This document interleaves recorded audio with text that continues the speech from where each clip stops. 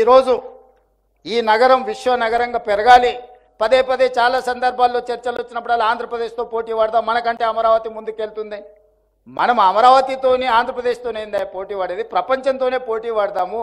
New York లేదా, Tokyo లేదా, Dubai లేదా, ఈ నగరాలతో పాటు మౌలిక వసతులను పెంపొందించుకుంటే ప్రపంచంతో పోటీ పడే శక్తి తెలంగాణ ప్రజలకు ఉన్నది. అంత ఆలోచన చేయగలిగిన, ముందుకు నడిపించగలిగిన నాయకత్వం ఉన్నది. ప్రపంచంతోనే పోటీ పడదాం. ప్రపంచంతో పోటీ పడాలంటే మిత్రుడు బండి సంజయ్ గారికి నా విజ్ఞప్తి ఒక్కటే, మెట్రో రైలు అనుమతులు మనం తెచ్చుకోవాలి. చెన్నైలో, తమిళనాడులో ప్రతిపక్ష పార్టీ ఉన్నా అక్కడ ఆమోదించారు క్యాబినెట్లో పెట్టి. కర్ణాటకలో కాంగ్రెస్ ప్రభుత్వం ఉన్నా కూడా మోడీ గారు బెంగళూరుకి మెట్రో రైలు ఇచ్చిండ్రు. ఈరోజు ఒకనాడు 2వ స్థానంలో ఉన్న హైదరాబాద్ మెట్రో ఈరోజు 9వ స్థానానికి మనం పడిపోయినాము. ఈ 9వ స్థానం నుంచి మనం ముందుకు రావాలి అంటే పెద్దలు వినోద్ కుమార్ గారైనా, నేనైనా, బండి సంజయ్ గారైనా మెట్రో విస్తరణ కోసం, రీజనల్ రింగ్ రోడ్ కోసం, రీజనల్ రైల్వే లైన్ కోసం, అదేవిధంగా డ్రై పోర్ట్ కోసం, డెడికేటెడ్ గ్రీన్ఫీల్డ్ హైవేతో పాటు రైల్వే లైన్, బందర్ పోర్ట్ కోసం, ఈ తెలంగాణ అభివృద్ధి కోసం మనందరం కలిసికట్టుగా పనిచేయాలి. తమిళనాడులో ఏదైనా విషయం వస్తే, జల్లికట్టు సమస్య వస్తే అందరూ కట్టగట్టుకొని కేంద్ర ప్రభుత్వంతోనే కొట్లాడి జల్లికట్టుకు అనుమతి తెచ్చుకున్నారు. తమిళనాడులో ప్రమాణ స్వీకారం చేస్తే 39 మంది పార్లమెంట్ సభ్యులు తమిళ్లోనే ప్రమాణ స్వీకారం చేశారు. కానీ అక్కడ రాజకీయాలు పూర్తిగా పార్టీల పరంగా విడిపోయి ఉంటాయి. కానీ వాళ్ళ రాష్ట్ర విషయం వచ్చినప్పుడు, వాళ్ళ సంస్కృతి, వాళ్ళ భాష విషయం వచ్చినప్పుడు 100% ఒకటే అయిపోతారు. మనం కూడా తెలంగాణ విషయంలో పెద్దలు కిషన్ రెడ్డి గారు వస్తారనుకున్న వారు వచ్చినుంటే వారికి విజ్ఞప్తి చేసేవాడిని. రాబోయే క్యాబినెట్లో మనం మెట్రో రైలు, ఎందుకంటే క్యాబినెట్ అప్రూవల్ ఉండడం ద్వారా మనం కేంద్ర ప్రభుత్వం సహకారం అందితే వేగంగా ఈ నగరాన్ని అభివృద్ధి చేసుకోవచ్చు. ఈ అభివృద్ధికి సంబంధించిన విషయాలు, అదేవిధంగా యంగ్ ఇండియా స్కిల్స్ యూనివర్సిటీ, స్కిల్స్ని అప్గ్రేడ్ చేసుకోవాలనుకుంటున్నాం. మనము 1956లో ప్రారంభించిన ఐటీఐలు, ఇండస్ట్రియల్ ట్రైనింగ్ ఇన్స్టిట్యూట్లు, ఆ రోజు ఏ సిలబస్ ఇచ్చిందో ఈరోజు అదే సిలబస్తో ముందుకు పోతున్నాం. సర్టిఫికేట్ తీసుకొని బయటకు వస్తే అక్కడ తీసుకుంటున్న ట్రైనింగ్ బయట ఉపయోగం లేదు. వాడు అంబాసిడర్ కార్ మీద ట్రైనింగ్ చేసి వస్తాడు, బయటకు వస్తే అంబాసిడర్ కార్ దొరకదు, వాడు ఏదైనా పని చేద్దామన్నా.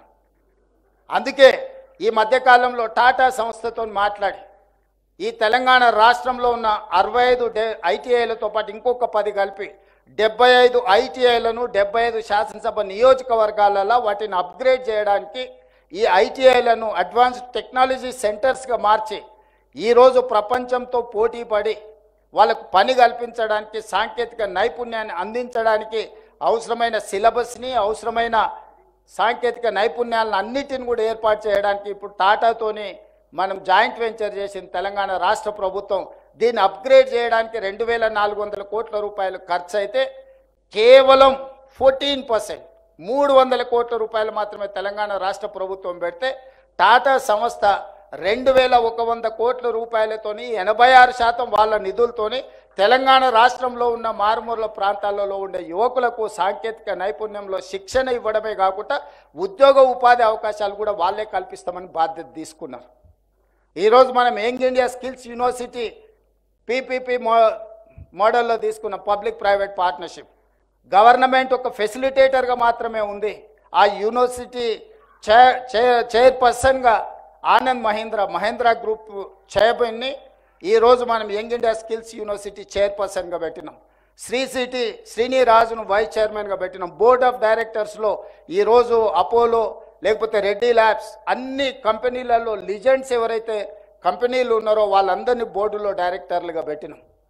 ఆ సంస్థ నడవడానికి ప్రభుత్వం మీద నిధులకు ఆధారపడకుండా ఒక 600 crores కార్పస్ ఫండ్ వివిధ కంపెనీల నుంచి పూల్ చేసి వాళ్ళ దగ్గర ఒక 600 కోట్ల రూపాయల యూనివర్సిటీ, ఆ ఛాన్సలర్ అక్కడ ఉండే చైర్పర్సన్ డిస్పోజాఫ్లో పెట్టినాం. ఎందుకంటే దాని నిర్వహణలో ₹1 ప్రభుత్వాన్ని అడగాల్సిన పని లేకుండా, నిర్మాణంలో కూడా మెగా సంస్థ ముందుకు వచ్చి 60 ఎకరాల స్థలం ప్రభుత్వం ఇస్తే 200 కోట్ల రూపాయలతో క్యాంపస్ మొత్తం వాళ్ళే సిఎస్ఆర్ ఫండ్స్ కింద కట్టమని ముందుకు వచ్చారు. June 2 లోపల క్యాంపస్ మొత్తం సిద్ధం చేస్తున్నాం. ఇవాళ స్పోర్ట్స్ ఇష్యూలో కూడా 140 కోట్ల మంది ఉన్న ఈ జనాభా ఒక్క ఒలింపిక్లో మనం గోల్డ్ మెడల్ కూడా సాధించుకోలే. నేను మొన్న సౌత్ కొరియా పర్యటనకు పోతే ఆ దేశం 32 మెడల్స్ తెస్తే, నేను సౌత్ కొరియన్ స్పోర్ట్స్ యూనివర్సిటీకి పోతే 16 మెడల్స్ ఒక్క యూనివర్సిటీలో వచ్చినాయి. క్యాంపస్ ఎంత ఉందంటే 30 ఎకరాలు ఉంది. ఒక అమ్మాయి 3 గోల్డ్ మెడల్స్ తీసుకొచ్చింది ఆర్చరీలో. ఆ అమ్మాయిని నేను కలిసిన. సో అంత చిన్న దేశము, ఒక హైదరాబాద్ జనాభా ఎంత ఉందో 10 మిలియన్ పాపులేషన్ ఉండే కంట్రీ ఈరోజు 32 మెడల్స్ ఒలింపిక్స్లో తెస్తే, ఇంత పెద్ద భారతదేశం 140 కోట్ల జనాభా, మనం ఈరోజు చాలా వెనుకబడి ఉన్నాం. అందుకే సేమ్ పీపీపీ మోడల్ని, యంగ్ ఇండియా స్పోర్ట్స్ యూనివర్సిటీని మనం పాలసీని అడాప్ట్ చేసుకున్నాం. తొందరలోనే అద్భుతమైన స్పోర్ట్స్ యూనివర్సిటీనే కాకుండా అకాడమీని కూడా మనం స్టార్ట్ చేస్తున్నాం. 2028 ఒలింపిక్స్లో తెలంగాణ రాష్ట్రం నుంచే మనం గోల్డ్ మెడల్ సాధించే విధంగా వాళ్ళకి శిక్షణ ఇవ్వాలి అని మన ప్రభుత్వం టార్గెట్గా పెట్టుకొని ముందుకు వెళ్తున్నాం. ఇవన్నీ కార్యక్రమాలు నా ఒక్కడితో సాధ్యమయ్యేటివి కావు. విధానపరమైన నిర్ణయాలు మా ప్రభుత్వం తీసుకుంటుంది, మీరు అందరూ సహకరించాలి. అందుకే ఈ విషయాలన్నీ కూడా ఈ వేదిక మీద పెద్దలందరూ, కేంద్ర ప్రభుత్వాన్ని ప్రభావితం చేయగలిగిన వాళ్ళు, నరేంద్ర మోడీ గారి నుంచి అనుమతులు ఇప్పించగలిగిన వాళ్ళు ఈ వేదిక మీద ఉద్దండులు అందరూ ఉన్నారు. ఇది మన రాష్ట్రం యొక్క బాధ్యత. మీ అందరితో కలిసి రావడానికి, మీతో పాటు నడవడానికి మా లక్ష్మణన్న ముందు ఉండాలి. ఎందుకంటే వారికి అన్నీ తెలుసు. నేనే ముందు ఉండాలనే ఆలోచన నాకేం లేదు. ఎవరైనా దీన్ని ముందుకు తీసుకెళ్తే ప్రధానమంత్రి గారిని కలిసి మన రాష్ట్రానికి కావాల్సినవి మనం తెచ్చుకుందాము. ఇది ఒక మంచి అవకాశం, గొప్ప అవకాశం. ఇలాంటి గొప్ప అవకాశం జారవిడ్చుకుంటే మన రాష్ట్రం వెనుకబడుతుంది. మోడీ గారు డ్రీమ్ అయిన 5 ట్రిలియన్ ఎకానమీలో తెలంగాణ రాష్ట్రం 1 ట్రిలియన్ ఎకానమీని కాంట్రిబ్యూట్ చేయాలన్న ఆలోచన తెలంగాణ రాష్ట్ర ముఖ్యమంత్రిగా నాకు ఉన్నది.